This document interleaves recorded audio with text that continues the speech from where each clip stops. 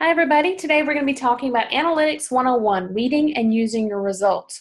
We're going to talk about what analytics is, how you log into it, and then kind of what kind of information you can find out once you do log into it. So let's get started. My name is Pamela Sanderson. I'm the Director of Operations at Infomedia. It's a web development company here in Birmingham, Alabama. And I typically give the analytics presentations here and work with our clients one-on-one. So this webinar is to really talk about the basics of analytics and what you can discover. Okay, so what is analytics and why do I need it? Analytics is the analysis of data by computer. So you may log into your social media or your email marketing like MailChimp or Constant Contact, and they have their own analytics. But what we're really talking about today is Google Analytics, and that tracks and reports website traffic for your regular old website, blog, e-commerce, etc. So what does analytics really tell you? So analytics will really tell you who is coming to your site, where are they coming from, and what are they doing on your site once they get there. And it helps you evaluate whether or not your content and promotional strategies are working. Okay, so this is a 101 class. We're going to start from the very beginning. If you've already added analytics to your site, which I hope that you have, you'll need to access it. And to do that, you need to have access to the email address connected to the account. Once you have that, you can log in at google.com/analytics, and you're going to come to a page like this. Now, we'll be putting these slides up on SlideShare, so you don't have to worry about jotting down any of the links I share with you. They'll all be on SlideShare for you to review. All right, so once we click on that sign in right here in the top right, then we're going to click on the analytics option. And then once we do that, we'll go to a page where you enter in your username and password. Now, if you have logged into your email, you'll be redirected to the Google Analytics homepage. Otherwise, you'll be given prompts to enter your username and password. If the email differs from the one you're logged in as, open a private browsing window and log in that way. Now, for any of you that are having trouble logging in, if you, for instance, if you don't know what account your analytics was set up on, or you don't even know if you have analytics, or if you do know the email address but you can't find the password, we actually wrote a blog that talks about the different ways that you can get access if you've lost access. So you can check that out here, or you can just go to infomediadotcom and click on our blog and it'll be there as well. Okay. So Analytics recently updated their dashboard. They added a dashboard, and it's now the home screen. So used to, when you went on Analytics, you were defaulted to the audience overview page. And I'll go into more about what that is in a little bit. But now when you log into Analytics, you go right onto a home screen, which is a dashboard of sorts that gives you a brief look at who's coming to the site. It gives you a real-time report of how many users are on your site. It tells you when your users are most active and where they're coming from, how well you're retaining users, and it shows you your top pages, users by location, and your top devices, such as mobile, desktop, tablet, etc. All right, so when you go to the home screen, the first section you're going to see is this one right here. And it tells you in a 7-day period, so you can see at the bottom left down here, there's a 7-day period. It tells you how many users during that period you had, what the sessions were, what your bounce rate was, and what your session duration was. Now, don't be worried if you don't know what these individual little things are. I'm going to go over all of them in detail once we really get into this. This is more of just showing you all the different kind of things that Analytics shows you now on this home page. Over here to the right, you can see we have the users right now. So this is on this website, the time that I took this image, there were 4 users using the website at that moment. And you can see what the active pages those users are actually on here. If we keep going and scrolling down, we can see what your traffic channels are. So when you acquire users, you're acquiring them from different places, and those are called channels. And so this is for 7 days. Each day is represented by a column. And then when you hover, you can see where you got that traffic from. So organic search for this day, 226 sessions. Social was 110. Direct means they went directly to the website. They didn't go through search or anything like that. Those were 77. And then referral from another website was 11. If we keep going down, we can see how your active users are trending over time. So for 30 days, you can see active users are trending up. You can see the user retention by week. So if you think of week 0, all the users from that week, how many of you are retaining over the next week? So for week 1, 5.2% of the users came back, week 2, 4.2, week 3, 2.7, week 4, 3.9, and then week 5, 2%. So for this website, they were actively retaining users over the course of those 6 weeks. All right, so users by time of day. Now, your website may be different, but for this website, their users are most active between the hours of 7 a.m. and 5 p.m., and then 7 p.m. and 11 p.m. So they've got really 2 times of really core activity here. Some websites will see that they're, really 9 to 5, and some that will see they really kind of differ throughout the day. Over here, you can see your sessions by country. So for this website, an overwhelming majority is United States, but it'll also tell you the top 5. So for there, United Kingdom, Canada, Philippines, and France, all less than 1%. And again, this is just over 7 days. And then your sessions by device. So this one's really important, and we'll talk about it more, but for this website, 78.4% of their traffic comes from a mobile phone. That is huge. Desktop, 15.9%, tablet, 5.6%. Now, tablets, we continue to see this number go down as phones get bigger, as people use phones more. Less and less people are really using tablets as much. They're purchasing tablets less. So it's not really a big factor. When you look, you're likely going to see number one maybe desktop or mobile. Those are usually your top 2. And again, this was in 7 days. So let's dig deeper. So with analytics, there's really 3 things that we're going to focus on today. We're going to talk about who is coming, where are they coming from, and how are they interacting with your website. And we do that by looking at the audience section, the acquisition section, and the behavior section of analytics.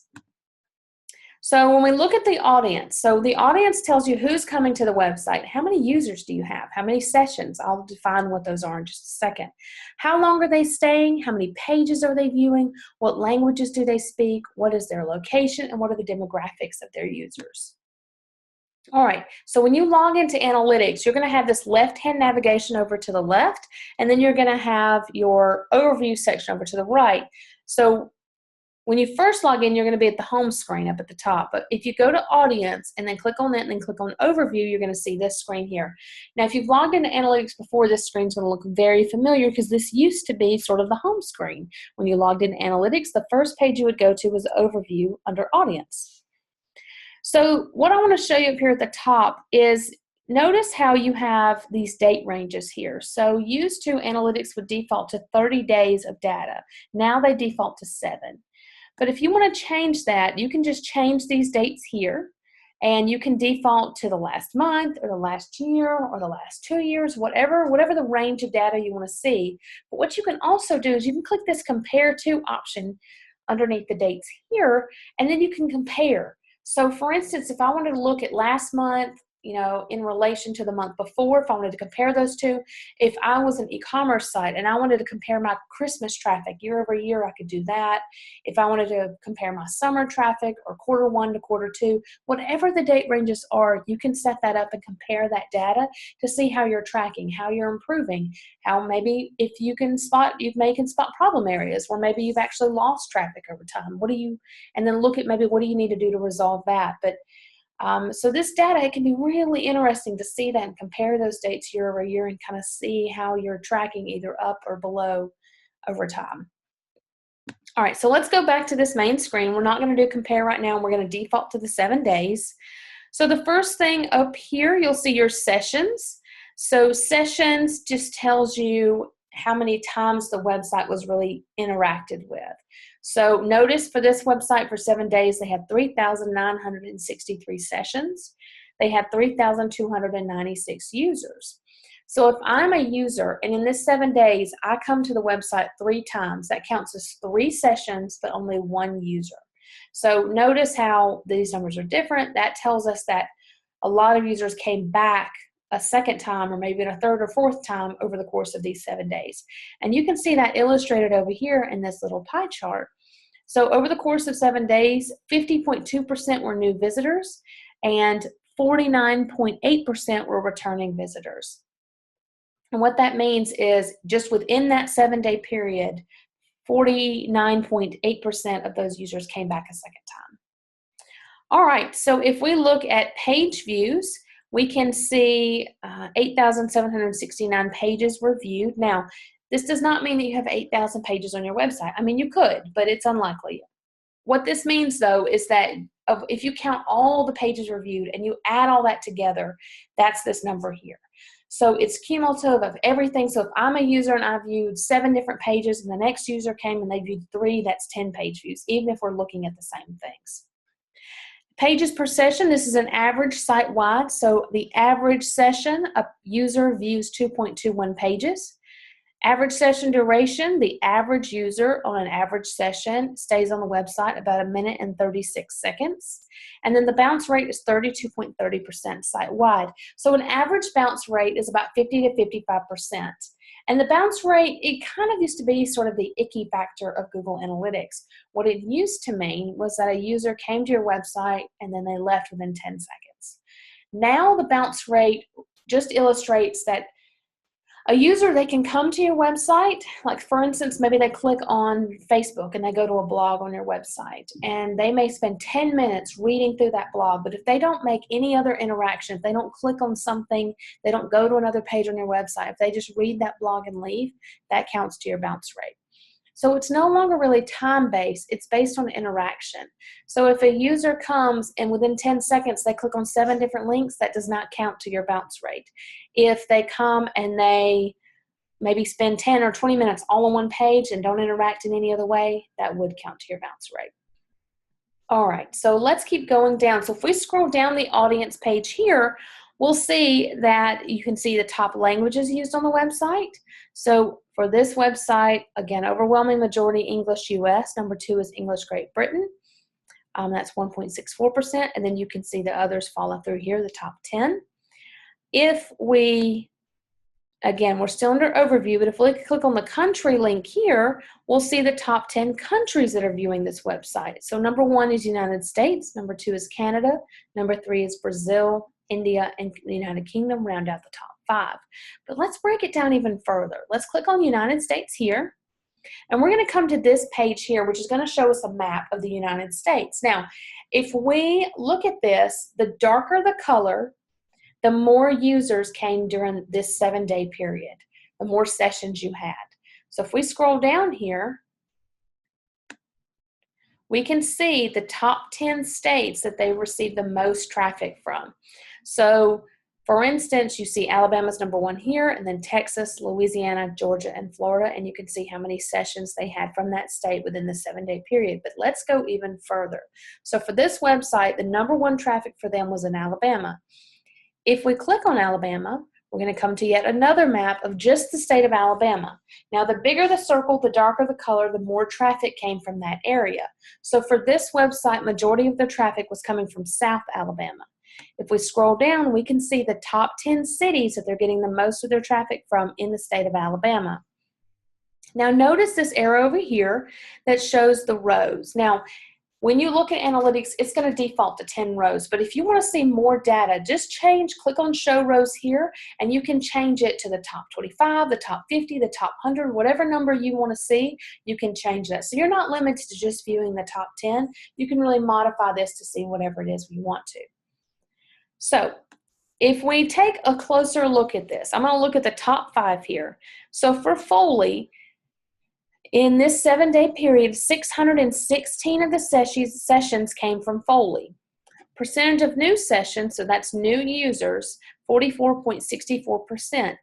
That's 275 new users. 25% bounce rate. This is low. This tells us that when people get to this page, they're interacting with it. Very few people are just going to one page and then leaving. They're clicking through the site. They're looking at things. They're interacting with the website. They're finding what they're looking for. Pages per session for Foley is 2.27. Average session duration is 1 minute and 32 seconds. So conversions over here, these last 3 columns, notice these are all zeros right now. So conversions are not set up by default in your Google Analytics accounts. Basically, these are goals that you can set up. And then when a goal is met, it'll show as a conversion here. Now, you can go in and you can set up goal conversions. That's not something I'm going to go over today. But if you're interested in learning more about it, we're going to put a webinar up in August to talk about we're going to go over Google Analytics 102. We're going to talk about conversions and goals and how to set those up and really how to change analytics to work more for what you're trying to do. So how to customize it to your website. Today, we're just going over the default data, but if you're interested in learning more about how to customize analytics, I highly encourage you check out that webinar that's coming in August. All right, so let's keep moving forward. So let's dig even deeper into audience. We've looked at who's coming to the website as far as users and sessions. We've looked at where they're coming from as far as location. We've talked about languages. Let's look at the demographics. So what are their age ranges? And then what percentages of traffic are male versus female? And then let's look at mobile engagement. So what percentage of your traffic accesses your site from a mobile phone, from desktop, from tablet? So again, if we're going back to this left-hand navigation, we're still under audience, but now we've clicked on demographics and overview. So one little word of warning, when you log into your analytics and you go to demographics, you may see a big button that says enable. You may not actually see that data has collected. Again, this is one of those things that's not a default in Google to automatically start collecting demographics information. What you'll need to do is you'll need to click the enable option if it's not enabled, and then it'll start tracking, and then come back in a week or two and you'll see that it's begun to really gather data. Now, I always recommend waiting at least 30 days so you can see a 30-day segment, but if you're just going to use the default 7-day view, then just wait 7 days and you should see 7 days worth of information. All right, so for us though, this website, it did have it enabled and it has been collecting data, so let's take a look at it. So again, for these 7 days here, you can see that for this website, their traffic, majority of their users are 25 through 34 years old. Number 2 is 18 to 24 years old. 3 is 35 to 44. 45 to 54 is number 4. 55 to 65 is 5, and then 65 up is number 6. Over here on the right, you can see male versus female engagement. So for male, 48.1% of the users were male, 51.9% were female. Let's go even deeper into this. So now we've clicked on the age option under overview, and so we can see a session graph based on the ages. So they all sort of line up together, but you can see your engagement for your sessions for these age groups. So remember, 25 to 34 is number 1. So we can look here and see that's 373 sessions, 85.79% percentage of new sessions, 320 new users. The bounce rate is 79.89%. Pages per session is 1.47, and then the average session duration is 38. So the reason this can be important is if you are marketing to a specific group of users, but you realize that maybe you're really marketing to the 18 to 24 age range, but majority of your users are 25 to 34 or 35 to 44. That's something that you need to look at, and maybe you need to update things or change things or tweak things around to really work for the audience that you're connecting with, or change things around so you're connecting with the audience that you're really going for. But this can also tell you what your engagement is with these audiences. So we have more users that are 25 to 34, but if we look at 55 to 64, they're actually interacting with the site more. They're looking at more pages and they're staying longer on the website. So if you look at quality over quantity, that's actually really interesting that we're getting more interaction. Even though we're getting less users in that age group, they're interacting with us more. All right, so let's take a look at gender. So if we click on the gender option over here under demographics, and let's take a look. So you can see that for sessions, 577 sessions in the 7-day period were male and 534 were female. Percentage of new sessions, 87.52%. 505 users, bounce rate is 80.59%. Now for this website, they have a very high bounce rate because their company shares its name with 2 other companies in the United States. And because of this, they have a lot of issues where people looking for that other company are coming to their website and then they leave because they're not finding what they're looking for. So they have a high bounce rate, but they know why they have that and they come to expect it. When they look at, say, that location map and they look in the area that their core market is in, their bounce rate is actually very low. But when you look at the website from a whole, not just based on location, their bounce rate is high. And that may be something that you see. You may see that in California, you have an incredibly high bounce rate. Maybe there's another company in California that shares a similar name or a similar domain, and you may have that problem. All right, so pages per session. So for male, it's 1.53. Female, they're viewing a few less pages per session. Average session duration is 57. And then, of course, there's no goals here because that's not set up for this website. All right. So now if we go to mobile, so we're still under the audience section, but now instead of being under demographics, which is where we just were, now we're under mobile and overview. This will tell us where our engagement is and what devices people are using. So for this website, which is different from the original one that I showed you in the beginning, where they had 77% of their engagement was from mobile, for this website, 61.36% of their engagement is from desktop, and only 35.1% is from mobile, and then 3.63% is from tablet. If you have lower mobile engagement, check to make sure that your website is responsive. If it's not, well, what responsive means is that does your website move and adjust itself as you move it across your screen? Does it move and adjust all of its content to have like a really nice mobile view? If it doesn't, if you go to your website on a mobile phone and you're having to pinch and zoom to see your content, you do not have a responsive site. If you don't have a responsive site, you're likely being penalized by Google for not having it. And what that means is Google they want their users to have the best experience when they click on a link on Google. So if your website is not responsive, then Google may not be bringing it up in the options for people searching Google on their mobile phone. So if you see that the number here is very low, don't think that, well, I don't get a lot of engagement from mobile, I shouldn't worry about having a responsive site. The number is probably artificially low because not many mobile users are getting your link in Google. And when I show you referral sources, you'll see that majority of your traffic from search is coming from Google. So it's a really big player here. So this is my little PSA. If you don't have a responsive site, get one. If you notice that your mobile engagement is low and then you do convert your site to responsive, I almost guarantee that you will see that number rise because more users will be able to find your information on Google on their mobile phone. All right, so let's keep going. So we've gone over audience, which is who is coming to the website. Now let's talk about acquisition. Where are users coming from?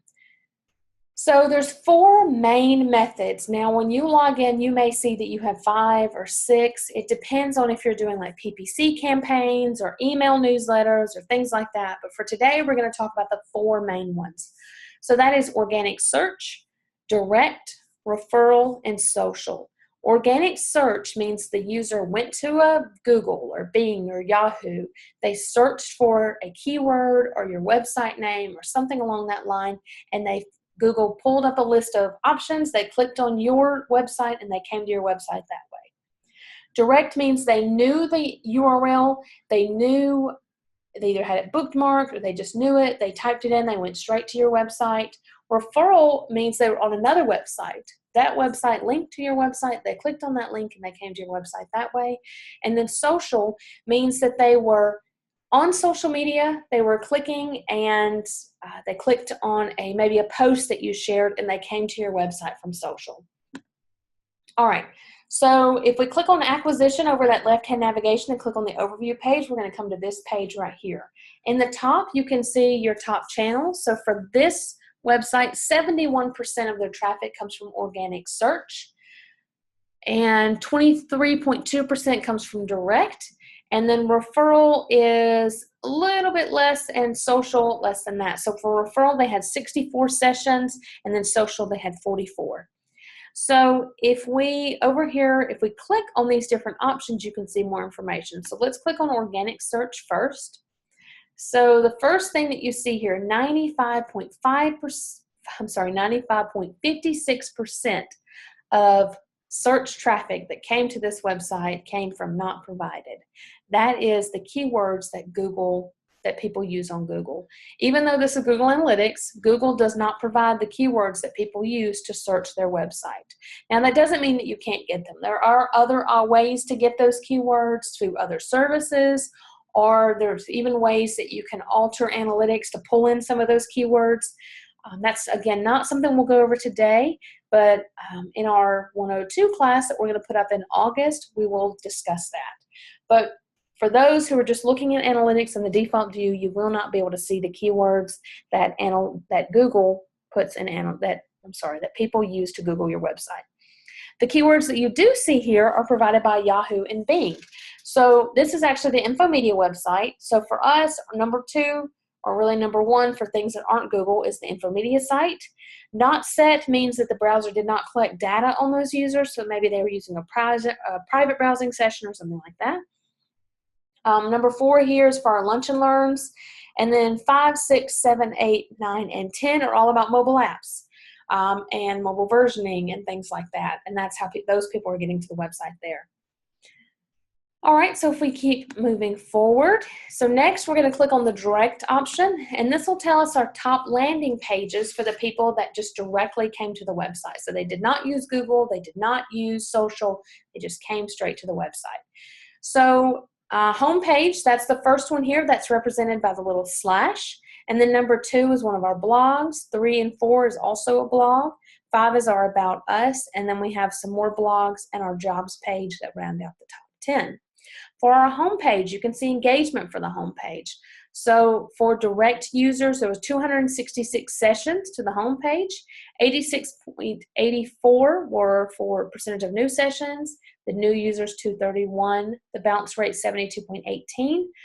We also, Infomedia has a high bounce rate. There are several other Infomedias in the world, so we deal with a little bit of that problem where people are coming to our website because we have the domain, but maybe they're looking for a different Infomedia. There's one in California, there's one in Australia, there's also one in Virginia. So we've come to expect to have a high bounce rate. Pages per session is 1.86. Average session duration is 1 minute and 42 seconds. All right, so if we go back to the referral overview page, now we're going to click on, if we go back to the channels overview page, now we're going to click on referral, and this will tell us the website that people were on when they clicked and came to your website. So I've pulled in another website here. This is not the Infomedia website, but for this website, their number 1 referral source was from a news outlet here in town in Birmingham, WBRC. And then after that, finearticles.com, the Classroom Creative, these are some different blogs, DuckDuckGo.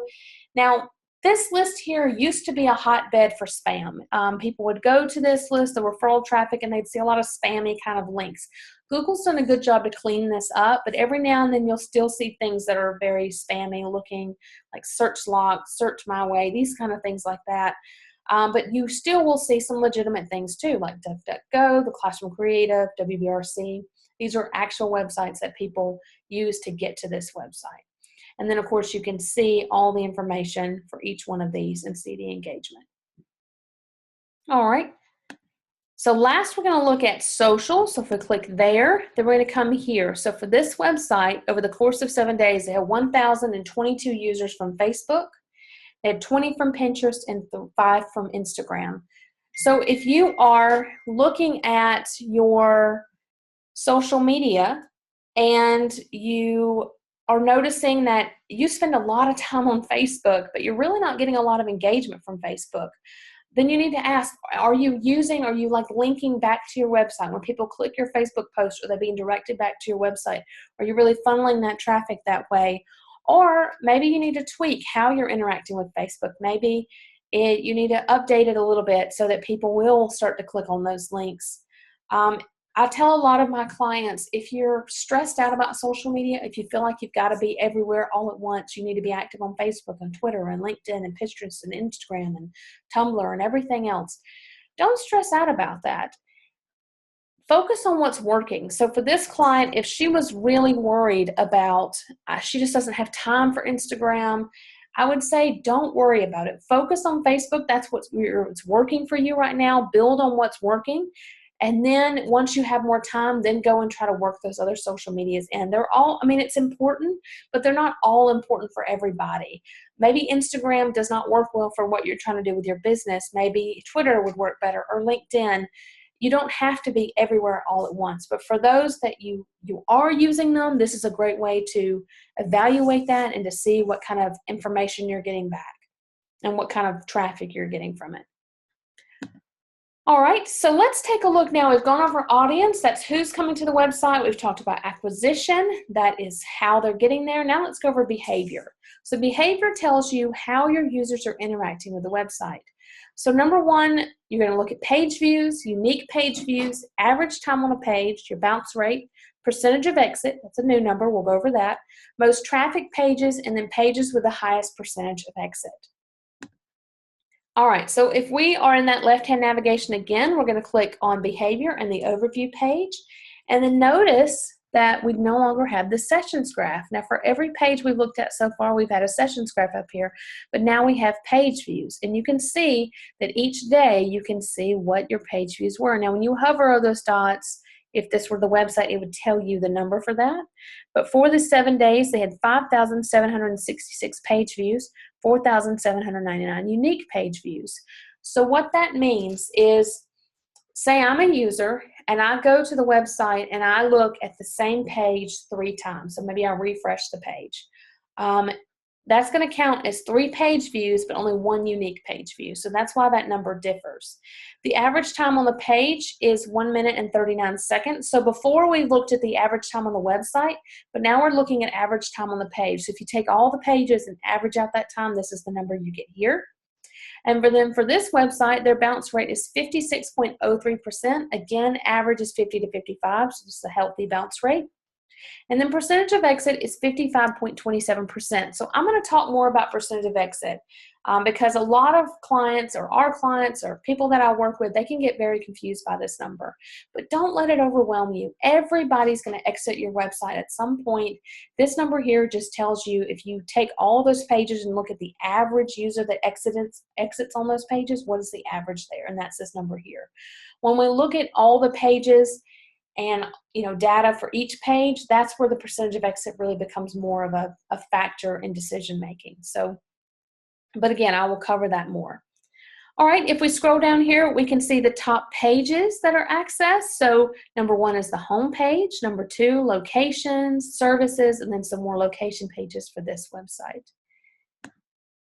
All right, so if we're under behavior and we click on all pages, we can see the top 10 pages that people are accessing on the website. Now again, remember that you can always expand this view. So if you want to see more than the top 10, if you want to see top 20, top 50, etc., you can click this button here and expand that.